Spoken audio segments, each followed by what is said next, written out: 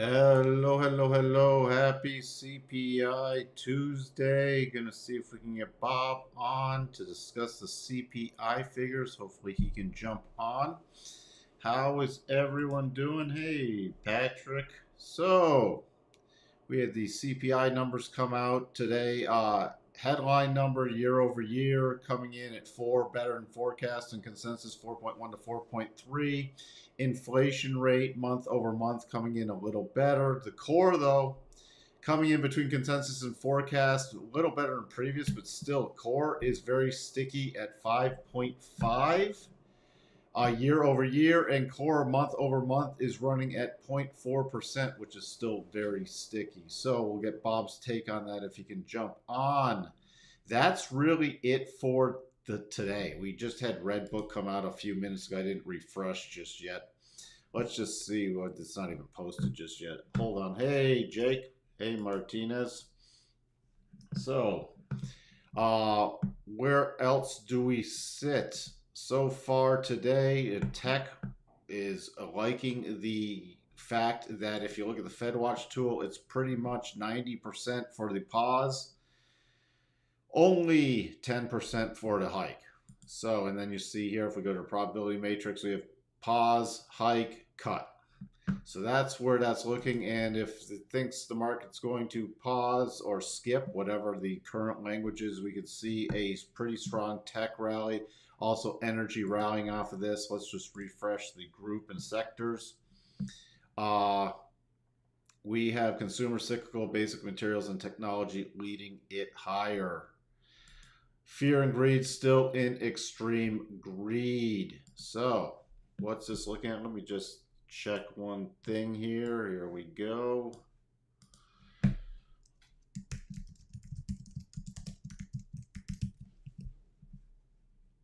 So let me just reach out to Bob again. Rallying up before on the little 15-minute, we had a potential double, which is now off the table.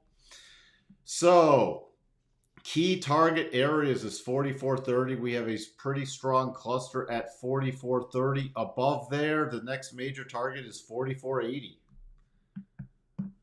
So that's where that sits right now. Those are the two major targets. All the minor ones have been hit. Good morning, George. We'll ask Bob once he comes on. Pep. And where else do we sit here? On any pullback, I mean, this is getting super overextended. But it can just keep going, especially we have this sort of upward sloping channeling thing. We have our key cluster targets. So that's what we have to go with for right now. On any pullback, I'll be watching the 4-hour rotation zone about 43.85. All right, let's get Bob's take on this real quick. Hey, Bob. What's up, guys? How you doing?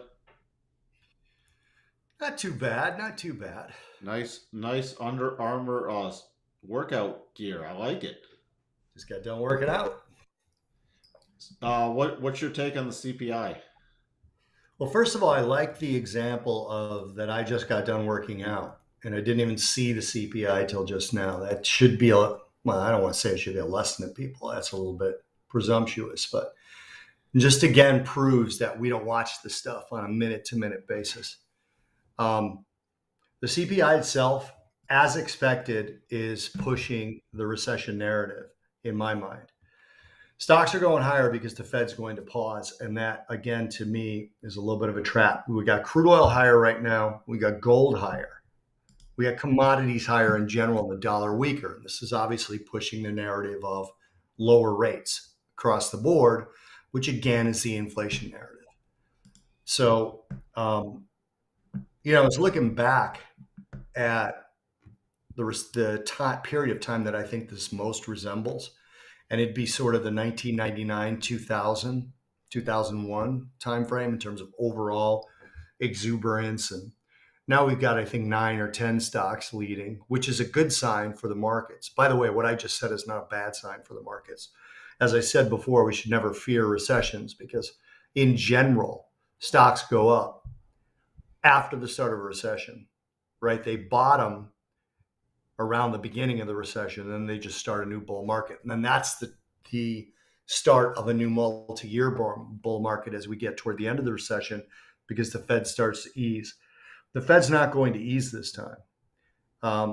Yeah, I was looking at the the inflation figures, and I thought to myself, okay, so we've got the core inflation rate of 5.3% year over year.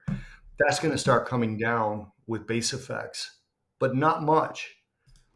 Inflation rate year over year, 4%. And that's really what I was focused on here. What would the market feel like? What would the market be doing if it's not that inflation had come down from 8 or 9% to 4%? If inflation had gone from 2% to 4%. Now, of course, you could say, well, that doesn't apply, Bob, because they raised rates over 400 basis points. Totally agree with that. But would we be saying 4% inflation is enough, is good enough? You can look at the trajectory of inflation and say inflation is halved, and I would have to agree with that. But this is not enough for the Fed to cut, not even close, not even with the jump in the unemployment rate that we saw. So the cuts are going to continue to be priced out in the Fed watch tool. This certainly didn't stop the skip narrative or the pause narrative that we're seeing at this next meeting. Didn't change a thing. I think it would have had to have been a blowout number to the upside to change anything there. So this is likely to be a skip. And the Fed has mentioned before that they're kind of boxed in by the quiet period because when there's data in between, they can't really change their view because they're committed to communicating with markets. I think the key positive for the market is the previous inflation rate year over year, 4.9, this one 4. That's a big drop. But again, that's base effects. So you want to look at month over month. And the month over month inflation rate dropped from 0.4 to 0.1 on the headline. That's going to be in large part energy, but the core inflation is unchanged month over month. So you're not getting the trend that the Fed wants to see to cut rates. So that's my take on this. And that's why you're seeing yields go lower and everything. The overall message, and you'll see this across markets, the overall message is there's a recession coming. And we're starting to see cracks in the jobs figures that are showing that. That's my whole take. All right. All right. China data, by the way, abysmal again. Chinese new yuan loans missed by about 300, little under 300 billion yen in the new yuan loans. Their inflation figures were well off estimates. Japanese PPI lower than expected. The weakness is starting to show, and the recession camp people like myself. This is what we expected to happen. So the current conditions in Germany, way worse. Look at the ZEW current conditions index. Expected at negative 40, came in at negative 56.5. I mean, that is an awful, awful number. The headline economic sentiment came in better than expected, but it came in at negative 8.5. Same thing for the Eurozone, negative 10, expected at negative 11.9. But remember, Germany's the engine of the EU. So it's just weakness across the board. It's just economic weakness across the board. And that's good for stocks because it means the Fed may not only be skipping, they may be pausing. And those are, according to Philly Fed President Barkin. No, that's Richmond Fed President. Philly Fed President Harker. A skip and a pause are different things. So keep that all in mind. That's it. All right. So, well, Pep's question overall good for gold? Yeah. Yeah, it is overall good for gold because the dollar's weakening and yields are going to come down. I pulled something else up. I saved it for you guys. I've got it right here. I'm just going to read it. Great Recession, 2007 to 2009. During this period, gold had a significant rally. It started around 800 per ounce in 2007 and reached over 1900 per ounce in September 2011.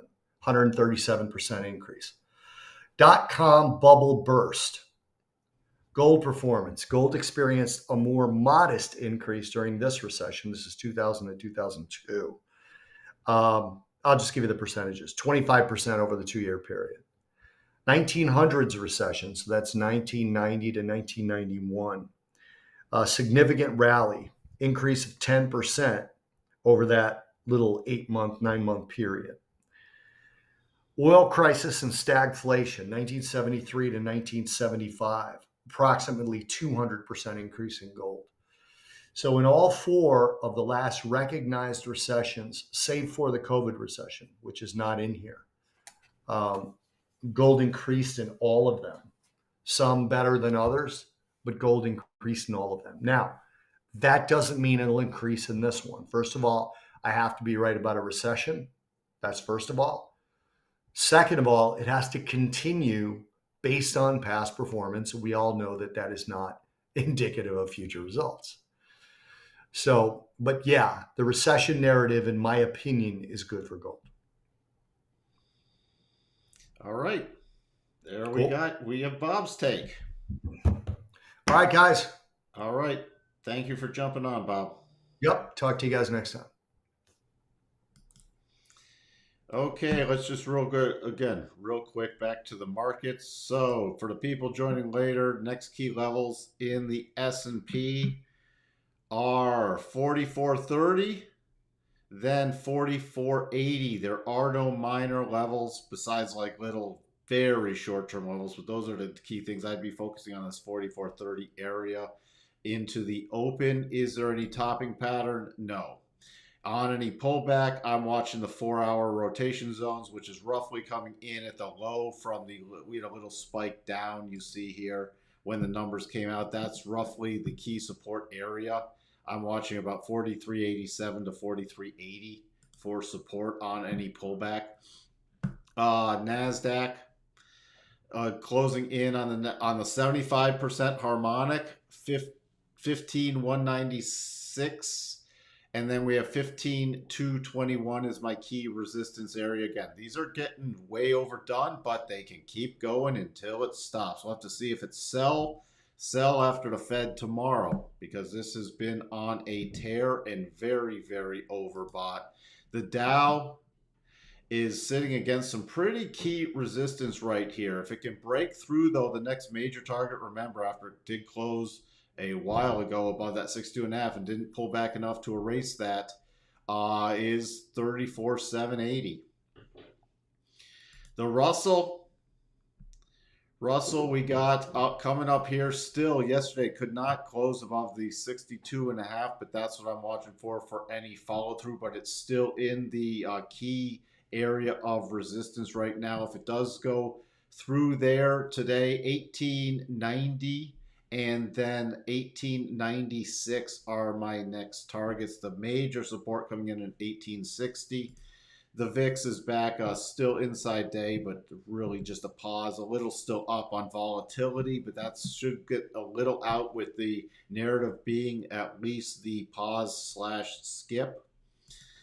DAX, we're back above the 62.5, so we've hit the 75. Next key target, 16,284. Support now, 16,1.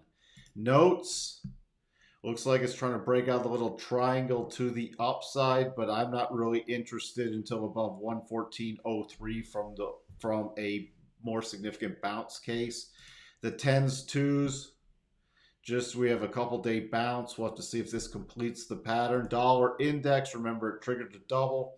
In this flag is sort of a double flagging pattern. Holding the 50 off the lows, but not yet to the first target area, but still grinding back down. Remember, between this 50 and 62.5 is a major support area.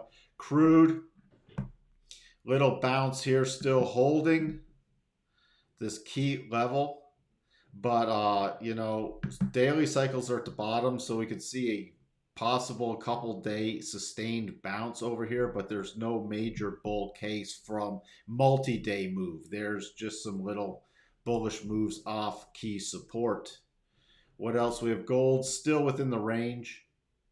So unless we start breaking below 1956 or breaking above 1995, it's still caught in a range. The yen has not triggered the double, which is still technically valid. It's getting extended to the right side. It will probably be off the table soon, but that is still valid if it should close below 138.43. The euro, after triggering the double bottom, and we have the channeling flag sitting against that 50 exponential also, not yet hitting the first target, but again, dollar weakness, euro strength. Pound still has no key targets besides the 126.33. To the upside, Bitcoin, with everything going on with Binance and Coinbase still stuck here. Nothing there. Tesla